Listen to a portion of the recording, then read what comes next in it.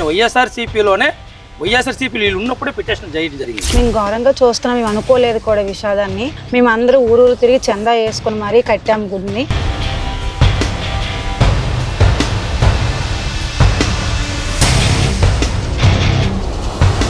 పవన్ కళ్యాణ్పై ఆరోపణలు చేసేటప్పుడు స్థానిక ఎమ్మెల్యే ఏం చేస్తున్నారండి? ఏమి డిప్యూటీ సీఎం కాదా?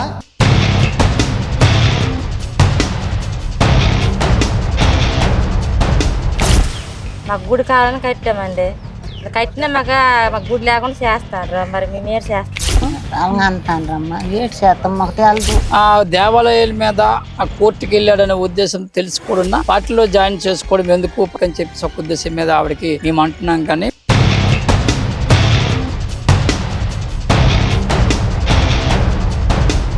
నమస్తే, వెల్కమ్ టు Q2 మీడియా. సనాతన ధర్మాన్ని ఆచరించే భారతదేశంలో ప్రతి ఆలయానికి ఒక ప్రత్యేక స్థానం ఉంటుంది. అలాంటి ఆలయాలు భక్తుల విశ్వాసంతో ముడిపడి ఉంటాయి. అలాంటిది గత కొద్ది రోజులుగా శ్రీకాకుళం జిల్లా పాతపట్నం నియోజకవర్గంలో మెట్టూరు గ్రామం మాత్రం రాష్ట్ర వ్యాప్తంగా చర్చనీయాంశంగా మారింది. దీనికి కారణం ఆ గ్రామంలో కొత్తగా నిర్మించినటువంటి గుడిని కూల్చివేయడం. ఒకవైపు ఈ గుడి కూల్చివేతకు కారణం కోర్టు ఇచ్చినటువంటి ఆదేశాలే అని అధికారులు చెప్తుంటే, మరొక వైపు కొంతమంది రాజకీయ ప్రముఖులు దీనిలో ఉన్నారు అంటున్నారు. వాస్తవంగా అసలు ఇక్కడ ఏం జరిగింది? ఎందుకని గుడి కూల్చివేయాల్సి వచ్చింది? గుడి నిర్మాణం ఎంతవరకు పూర్తయింది? కోర్టు ఆదేశాలు ఉన్న గుడిని ఎందుకు వీళ్ళు పూర్తి చేశారు? ఇలాంటి వివరాలన్నీ కూడా ఈరోజు తెలుసుకునే ప్రయత్నం చేద్దాం. ప్రస్తుతం నేనైతే మెట్టూరు గ్రామం ఏదైతే గుడిని కూల్చారో అక్కడ ఉన్నాం. ఇక్కడ నుంచి మన ప్రయాణం మొదలు పెడదాం.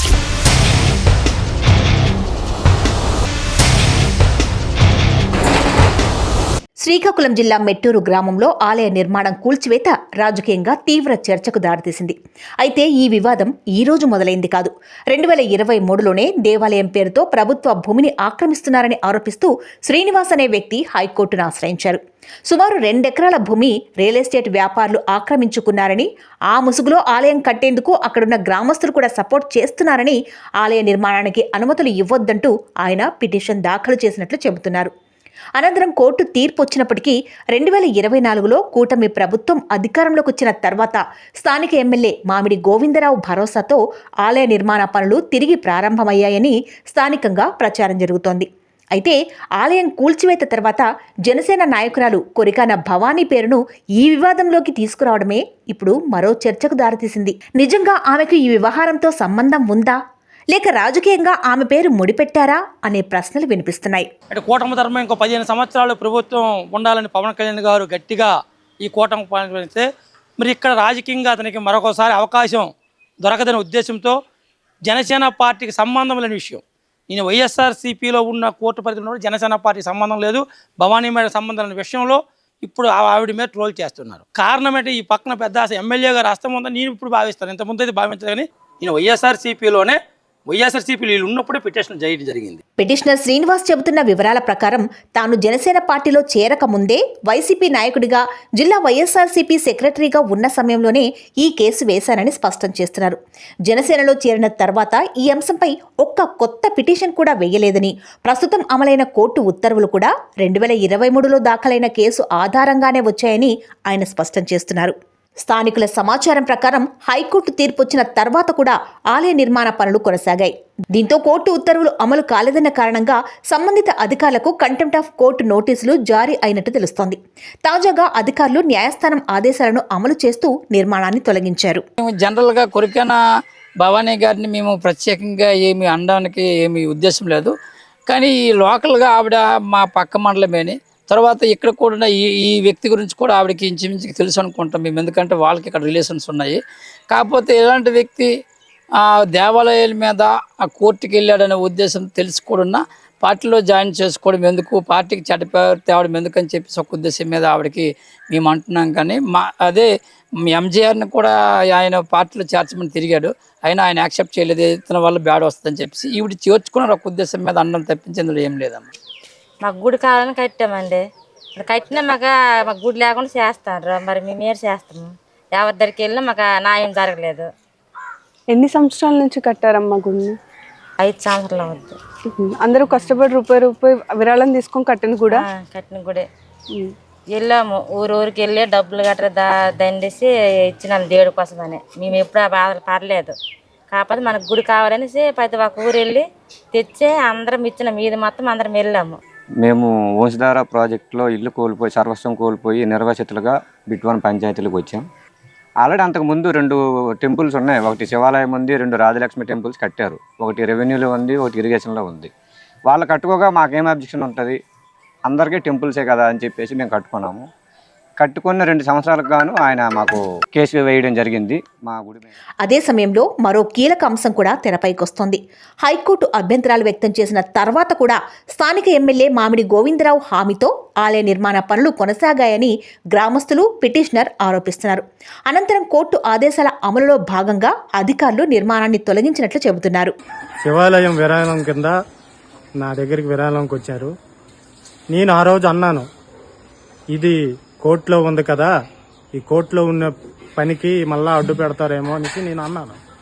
అన్ని తర్వాత కూడా ఎమ్మెల్యే గారు, స్థానిక ఎమ్మెల్యే గారు మనకి అండదండలుగా ఉన్నారు, మీరు ఏమీ పర్వాలేదు, మీరు కంటిన్యూ చెయ్యండి అనేసి అన్నారనేసి ఆ రోజు ఎంతో కొంత విరాళం రాయించడం జరిగింది. ఈ వ్యవహారంపై కొరికాన భవానీ కూడా ఘాటుగానే స్పందించారు. 2023లో కోర్టు తీర్పొచ్చిన తర్వాత 2024లో ఆలయ నిర్మాణానికి అనుమతులు ఎలా ఇచ్చారని ఆమె ప్రశ్నించారు. ఒకవేళ నిర్మాణానికి అనుమతి ఇచ్చుంటే కోర్టు ఆదేశాలను అమలు చేయాల్సిన బాధ్యత స్థానిక ప్రజాప్రతినిధులు, అధికారులదేనని అన్నారు. ఎలాంటి పరిపాలనా అధికారాలు లేని తమపై ఆలయం కూల్చివేత ఆరోపణలు చేయడం రాజకీయ దురుద్దేశమని ఆయన ఆరోపిస్తున్నారు.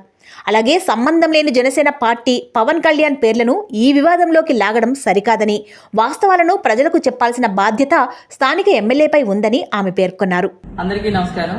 గత 4 రోజులుగా కొత్తూరులో శివాలయం కూల్చివేతకి నాకు సంబంధం ఉందని ప్రచారం జరుగుతుంది. దీనికి నాకు ఎలాంటి సంబంధం లేదు. 2023లో ఈ గుడిని కట్టకూడదని న్యాయస్థానం ఉత్తర్వులు ఇచ్చింది. 2024 తర్వాత స్థానిక ఎమ్మెల్యే గారు పర్మిషన్ ఇవ్వడం వల్ల అక్కడ గుడిని కట్టామని అక్కడ ప్రజలు చెప్తున్నారు. ఎమ్మెల్యే గారు న్యాయస్థానం ఉత్తర్వులను ధిక్కరించి మీరు ఎలా పర్మిషన్స్ ఇచ్చారు, ఇచ్చిన తర్వాత ఆ గుడిని ఎవరు కూల్చివేయించారు, దీనికి నాకు సంబంధం ఏంటి? ఎమ్మెల్యే గారికి గాని ప్రభుత్వ యంత్రాంగానికి గాని లేని అధికారం నాకుందా? ఈ ఇష్యూలోకి గౌరవనీయ పవన్ కళ్యాణ్ గారిని మీరు ఎందుకు లాగుతున్నారు? ఎవరో దురుద్దేశంతో ఆయన లాగినా ఖండించాల్సిన బాధ్యత శాసనసభ్యులుగా మీకుంది. మీరు ఖండించకపోగా ఈ దుష్ప్రచారం ఏంటి? ఏ రాజకీయ లబ్ధి కోసం ఇది చేస్తున్నారు? ఏదైనా జరిగినప్పుడు సనాతన ధర్మం పవన్ కళ్యాణ్ గారు గుర్తొస్తారు. ఆయన గ్రామీణ అభివృద్ధి కోసం చేస్తున్న అభివృద్ధి పనులు గాని ఎక్కడ పవన్ కళ్యాణ్ గారు చేశారని చెప్పడానికి మీకు మనసు రాదు. అక్కడ ఏం జరుగుతుందో మీకు, ప్రభుత్వ యంత్రాంగానికి తెలుసు. ఈ ఇష్యూని మీరే ప్రజలకి తెలిసేటట్లు తెలియజేస్తారని నేను కోరుకుంటున్నాను. స్థానికంగా మరో రాజకీయ కోణం కూడా చర్చకొస్తోంది. కొరికాన భవానీ జనసేన బాధ్యతలు చేపట్టిన తర్వాత పాతపట్నం నియోజకవర్గంలో పెద్ద ఎత్తున సభ్యత్వ నమోదు జరిగిందని, పార్టీ బలపడుతోందని ఆమె అనుచరులు చెబుతున్నారు. ఇదే కారణంగా ఆలయ వివాదాన్ని జనసేనతో ముడిపెట్టే ప్రయత్నం జరుగుతోందని వారు ఆరోపిస్తున్నారు. ఈ వ్యవహారంలో మరో కీలక ఆరోపణ కూడా వినిపిస్తోంది. పిటిషనర్ శ్రీనివాస్ వాదన ప్రకారం స్థానిక ఎమ్మెల్యే మామిడి గోవిందరావు కుమారుడు సోషల్ మీడియా, ముఖ్యంగా వాట్సాప్ ద్వారా ఆలయాన్ని జనసేన పార్టీ కూల్చివేసింది, సనాతన ధర్మం గురించి మాట్లాడే పవన్ కళ్యాణ్ ఇప్పుడు ఎక్కడున్నారు అనే తరహా రీల్స్, సందేశాలను విస్తృతంగా పంపిస్తున్నారని ఆయన పేర్కొన్నారు. నోటికొచ్చాడు మాట్లాడుతామంటే ఇక్కడ కుదరదు. పవన్ కళ్యాణ్పై ఆరోపణలు చేసేటప్పుడు స్థానిక ఎమ్మెల్యే ఏం చేస్తున్నారండి? ఏమి ఇక్కడ డిప్యూటీ సీఎం కాదా?